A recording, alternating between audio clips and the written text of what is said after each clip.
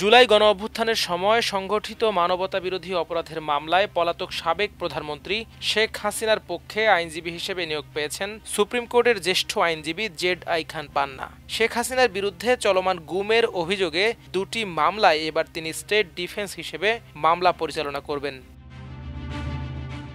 রবিবার defence council সংক্রান্ত আন্তর্জাতিক অপরাধ ট্রাইব্যুনাল আইন ১৯৭৩-এর ১২ নম্বর ধারার ১ নম্বর উপধারা অনুসারে তাকে নিয়োগ দেওয়া হয়। এই উপধারায় বলা হয়েছে, যেখানে একজন অভিযুক্তকে কোনো আইনজীবী যদি প্রতিনিধিত্ব না করে, ট্রাইব্যুনাল মামলার যে কোনো পর্যায়ে সরকারি খরচে সেই অভিযুক্তের পক্ষে একজন আইনজীবী নিয়োগ দিতে পারবেন। নিয়োগ পাওয়ার পর আইনজীবী জেড.আই খান পান্না সাংবাদিকদের বলেন, আমি একজন ফ্রিডম ফাইটার। ৭১-এ আমি যুদ্ধ করেছি বঙ্গবন্ধুর নেতৃত্বে, তার আহ্বানে পাকিস্তান হানাদার বাহিনীর বিরুদ্ধে। তার কন্যা উইদাউট প্রপার ডিফেন্স আগেও প্রপার ডিফেন্স ছিল।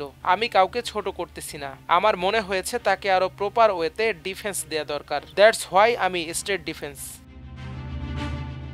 তিনি আরো বলেন, আমি প্রথমে বলেছি on behalf of Sheikh Hasina, তো আদালত বলেছে যে এটা তো আপনি হতে পারেন না, বিকজ শি ইজ ফিউজিটিভ। তখন আমি বলেছি ওকে। প্রসিকিউশন বললেন স্টেট ডিফেন্স। আমি বললাম আমার কোনো আপত্তি নেই, দ্যাটস অল। শেখ হাসিনার একটি মামলায় সাজা হয়ে গেছে। এ প্রসঙ্গে এক প্রশ্নের জবাবে তিনি বলেন, সেটা তো আমি কিছু করতে পারবো না এখন আপাতত। এ সময় এক সাংবাদিক প্রশ্ন করেন, আপনার সাথে কি যোগাযোগ হয়েছে? জবাবে জেড.আই খান পান্না বলেন, কার? তখন ওই সাংবাদিক বলেন, শেখ হাসিনার। জবাবে তিনি বলেন, don't ask of this type of question.